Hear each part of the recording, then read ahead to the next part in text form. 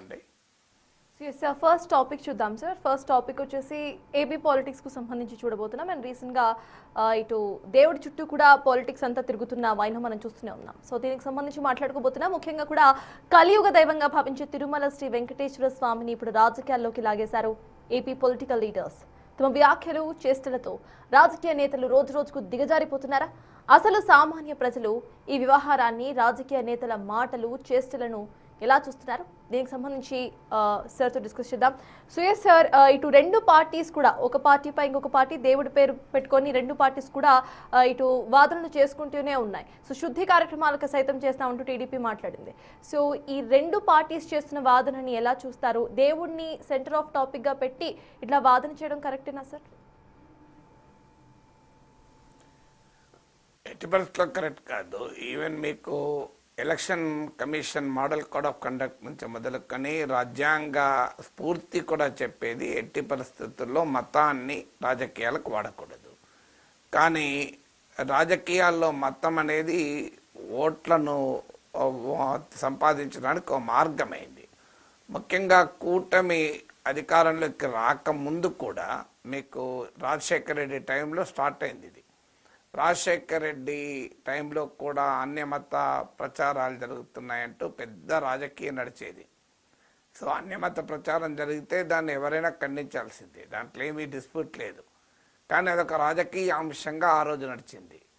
తర్వాత మీకు జగన్మోహన్ రెడ్డి అధికారంలోకి రాగానే దేవాలయాల్లో అన్యాయాలు జరుగుతున్నాయంటూ మొదలుపెట్టారు. అంతర్వేదిలో రథం దగ్ధమైంది అన్నారు. జగన్మోహన్ రెడ్డి వ్యూహాత్మకంగా దాన్ని సిబిఐకి అప్పచెప్తే సిబిఐ ఇప్పటి వరకు దాన్ని తేల్చింది లేదు. అలాగే రామతీర్థం, ఇలా కొన్ని చోట్ల దేవుడి విగ్రహాలపై దాడులు జరిగాయని వార్తలు వచ్చాయి. సో ఆ ప్రాసెస్తో పాటు తిరుమలకు 7 కొండలు 2 కొండలు చేశారని, 7 కొండల పైన అన్యమత ప్రార్థనలను అనుమతిస్తున్నారని, ఇలా రకరకాలుగా తిరుమల ఆధారంగా రాజకీయం నడుస్తూనే ఉంది. కొత్త కాదు. దీని వెనకాల వ్యూహం అందరికీ తెలుసు. జగన్మోహన్ రెడ్డి వ్యక్తిగత మత విశ్వాసాలను ఆధారంగా చేసుకుంటే రాజకీయంగా ప్రయోజనం పొందవచ్చు అన్నది కూటమి లక్ష్యం, ముఖ్యంగా తెలుగుదేశం లక్ష్యం. ఎందుకంటే రాష్ట్రంలో బీజేపీ లేదు గనక, బీజేపీ పెద్ద ప్రభావాన్ని చూపేది లేదు కనుక ఆ హిందుత్వ పొలిటికల్ స్పేస్ ఖాళీగా ఉంది. సో ఆ పొలిటికల్ స్పేస్లో తాము ఎంటర్ కావచ్చు అని టీడీపీ అంచనా. జనసేనకు కూడా పోటీ పడి ఇంకా కాస్త 4 అడుగులు ముందుకేసి పవన్ కళ్యాణ్ సనాతన ధర్మ పరిరక్షణ అని మొదలుపెట్టారు. అంటే భారతీయ జనతా పార్టీకి టీడీపీ కన్నా తానే ఎక్కువ క్లోజ్ అని చెప్పడం ఒక ఎత్తు అయితే, టీడీపీతో కాంపిటేటివ్ పొలిటికల్ రిలీజియాసిటీ, అంటే పోటీ పడి మతపరంగా హిందూ ఓటర్లను ఆకర్షించడానికి ఒక పెద్ద ప్రయత్నం పవన్ కళ్యాణ్ కూడా చేశారు. సో దీనికి అక్కడితో మొదలైన తర్వాత లడ్డూ వివాదం స్టార్ట్ అయింది. ఆ లడ్డూ వివాదము సుప్రీంకోర్టు దాకా పోయింది. ఇప్పుడు ఏకంగా లడ్డులో బాత్రూమ్ కెమికల్స్ దాకా తీసుకొచ్చారు చంద్రబాబు. శ్రీశైలంలో కూడా లడ్డు కల్తీ అయిందన్నారు. అనుకూల పత్రికలను అయితే పతాక శీర్షికలో కాళహస్తి, ద్వారకా, తిరుమల, ఇలా అన్ని పుణ్యక్షేత్రాల్లో ప్రసాదాలు కల్తీ అయ్యాయని మొదలుపెట్టారు. సో సహజంగానే ప్రజలలో ఇది పెద్ద ఎత్తున ఎమోషనల్ ఇష్యూ. ప్రజలు, ఇండియా ఇది డీప్లీ రిలీజియస్ సొసైటీ. సో మతపరమైన భావాలకు నష్టం జరిగినప్పుడు ఎవరైనా చాలా సీరియస్గా రియాక్ట్ అవుతారు. సో నిజంగానే లడ్డూలో కల్తీ జరిగినా, ప్రసాదాల్లో కల్తీ జరిగినా డ్యూ ప్రాసెస్ ఆఫ్ లా ప్రకారం విచారించి కఠినంగా శిక్షించాలి దోషుల్ని. అది ఏమీ జరగకుండా ఇంతవరకు ఎవరిని, ఇప్పుడు లడ్డూలో కూడా ఎవరిని శిక్షించారు నాకు చెప్పండి? ఎవరు 6 నెలలు జైల్లో ఉన్నారు చెప్పండి? ఎవరిపైన సీరియస్ కేసు ఉంది ఏ పొలిటీషియన్ పైన చెప్పండి? ఇంతవరకు ఒక్క పొలిటీషియన్ అరెస్ట్ చేశారా లడ్డూలో? మరి ఎవరిని అరెస్ట్? శ్రీశైలం విషయంలోనే అసలు ఇంతవరకు ఎఫ్ఐఆర్ లేదు, కేసు లేదు, ఏమీ లేదు, జీరో. శ్రీకాళహస్తి, ద్వారకా, తిరుమల వీటి విషయంలో కూడా ఎక్కడైనా కేసు పెట్టారా? అంటే చూడండి, నిజంగానే నేరం జరిగితే కేసు ఎందుకు పెట్టరు? నేరం జరిగితే ఎందుకు విచారణ చేయరనే క్వశ్చన్ ముందుకు వస్తుంది. సో దీన్ని ఎందుకంటే మొత్తం హిందూ పుణ్యక్షేత్రాల పైన తన జగన్ పగబట్టాడన్నది కూటమి చెప్పదలుచుకున్న నరేటివ్. దాంతో వెంటనే వైఎస్ఆర్ కాంగ్రెస్ పార్టీ తాము డిఫెన్స్లోకి వచ్చారు.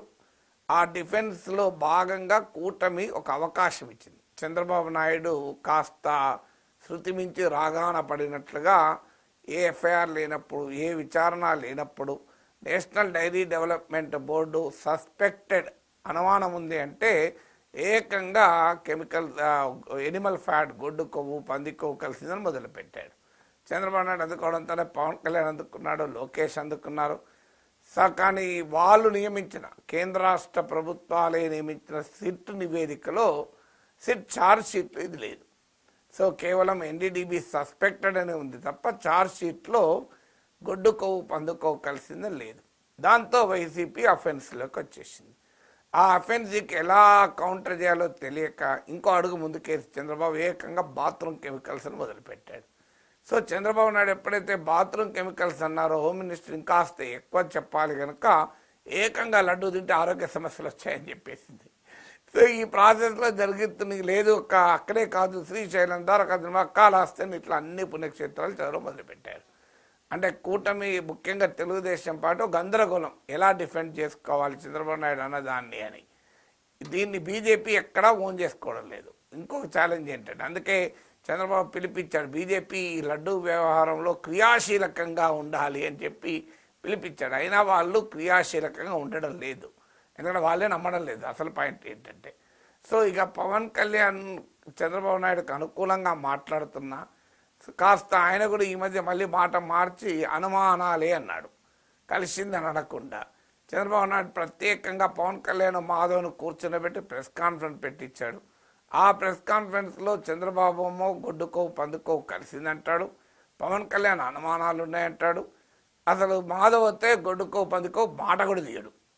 సో ఇదంతా వ్యవహారం నడుస్తుంటే వైసీపీ వాళ్ళకి అర్థమైంది అనేది మనకేదో ఉపయోగపడేటట్టు ఉందని చెప్పి వాళ్ళు ఏకంగా ఇంకా ఎక్కువ దీన్ని అఫెన్స్లోకి వెళ్ళిపోయి శాసన మండలికి వెంకటేశ్వర స్వామి ఫోటోలు తీసుకొని రావడము, మిగ్గుళ్ళల్లో కార్యక్రమాలు చేయడం మొదలుపెట్టారు.